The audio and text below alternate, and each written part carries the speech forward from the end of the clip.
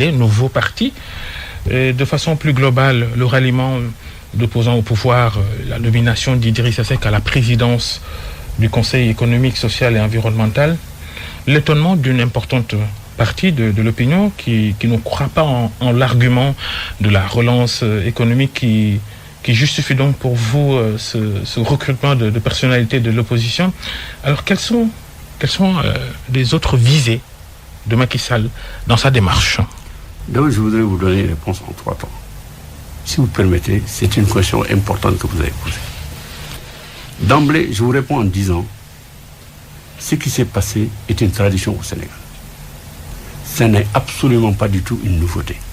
C'est d'ailleurs l'une des caractéristiques principales du système politique sénégalais et l'une des références par laquelle on adresse la question au Sénégal de la démocratie.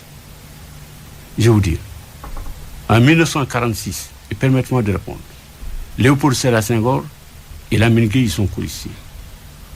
Lamine Gueye est là, Senghor se détache en 1948 et fait son parti, le BDS. Les socialistes unitaires, à la tête desquels se trouvent Obey Diop, Abdoulaye Fofana, quittent la SFIO et retrouvent Léopold Sédar Senghor au congrès de Rialto. Lamine Gueye isolé, il reste un bon bout de temps dans l'opposition à Senghor et il le rejoint. C'est à partir du moment où il l'a rejoint qu'ils ont construit l'arrivée de l'indépendance au Sénégal et qu'ils ont fonctionné dans un triumvirat, je dirais, Lamine Gueye, Mamadou Dia et Léopold Sédar Senghor.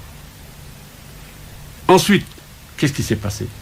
Il y a eu ensuite le PRA Sénégal, qui est venu rejoindre avec la bande d'Abdoulaye Ly, Tchernoba et autres. Ils ont rejoint.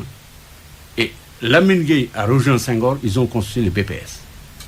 C'est une tradition estampillée démocratie sénégalaise. C'est peut-être, je n'ai pas fait l'étude pour le savoir, mais je peux l'imaginer, l'une des raisons fondamentales qui font que nous n'avons jamais eu dans ce pays des contradictions exacerbées au point de remettre en cause la construction nationale et l'unité nationale. Je le suppose, je viens encore. Venons dans une époque plus récente. En 1991, 7 avril 1991, Abdoulaye Wade, qui était dans une position radicale, rejoint Abdou Diouf. Je me souviens, la LD restait dehors, plus avec d'autres partis.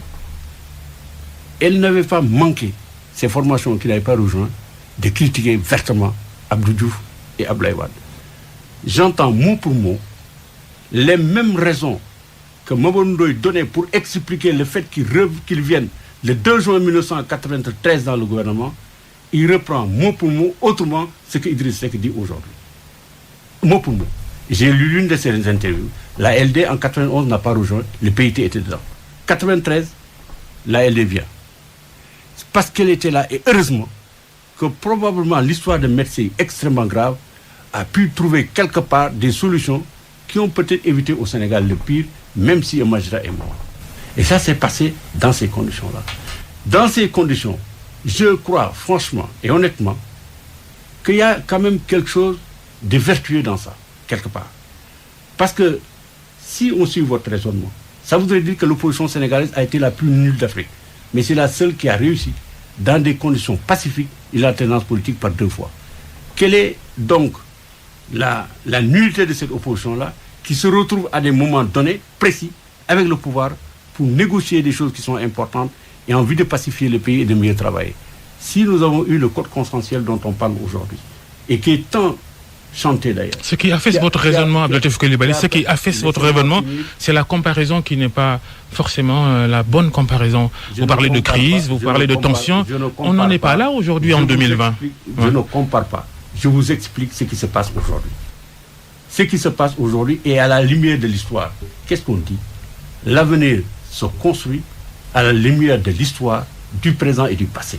C'est ça que je vous explique. Toute analyse, je veux dire, qui est une démarche dialectique et qui est une démarche intelligente par rapport aux faits qu'on analyse, et à la fois du passé, du présent et les perspectives se dessinent. Oui, d'accord. Voilà. Mais franchement, Abdelatif Coulibaly... Je sais que vous êtes gêné parce que c'est une analyse. Oui. Vous aimez toujours dire des raccourcis, des raccourcis et des généralités et des globalités.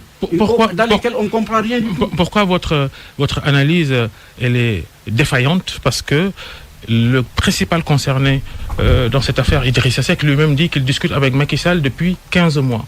Alors, que ça change oui, ça change quoi? Ça change que durant ces 15 mois, le pays ne vit pas une crise profonde qui justifierait des compromis et compromissions entre pouvoir et opposition. Mais qui vous a dit que c'est des crises profondes qui justifient? J'ai jamais dit ça, moi. Sur 93, vous évoquez l'assassinat de Maître Sey qui a rapproché les uns et les autres pour trouver une issue pacifique à la situation de l'époque. J'ai dit la LD en 93 a rejoint, et si l'affaire Maître a été pacifiée, qu'Abdoulaye Wade est arrivé en 95 dans le gouvernement, entre autres, c'est sans aucun doute sa participation dans le gouvernement. Pourquoi vous déformez ce que je dis? Je n'ai pas dit ce que vous avez dit. Je vous ai expliqué le processus par lequel on est arrivé à ça. Et j'ai conclu en disant, la conclusion à laquelle vous avez abouti en disant, cela traduit la vacuité de l'opposition sénégalaise et du pouvoir politique. Je dis pas tant que ça. Parce qu'on a engrangé des résultats probants par rapport à la démocratie. Et la manifestation la plus spectaculaire, c'est l'alternance de 2000 et l'alternance de 2012. Voilà ce que j'ai dit. Que vaut maintenant la parole des politiques à nouveau discrédités? Idrissa Seck qui était en antagonisme quasi radical avec Macky Sall et qui avait décidé qu'il n'occupera plus jamais des fonctions par décret. Vous en pensez quoi? Vous attendez d'inviter Idrissa Seck pour lui demander ça. Vous-même, Abdoulatif Coulibaly, parliez d'Idrissa Seck en 2015 en ces termes. Idrissa Seck entretient un rapport très problématique avec le travail. De deux choses l'une, il a eu le sentiment qu'on lui a volé quelque chose, ou le sentiment qu'il devait nécessairement être là où nous sommes. Dans l'un ou l'autre cas, c'est un défaut terrible et ça pose un problème pour la crédibilité de l'homme lui-même, mais aussi dans son rapport à la société et à la communauté. C'est ce que vous pensez toujours d'Idrissa Seck? D'abord, je vous dis, ce que j'ai dit hier dans mes écrits, je les confirme aujourd'hui devant vous. Je ne retire pas un mot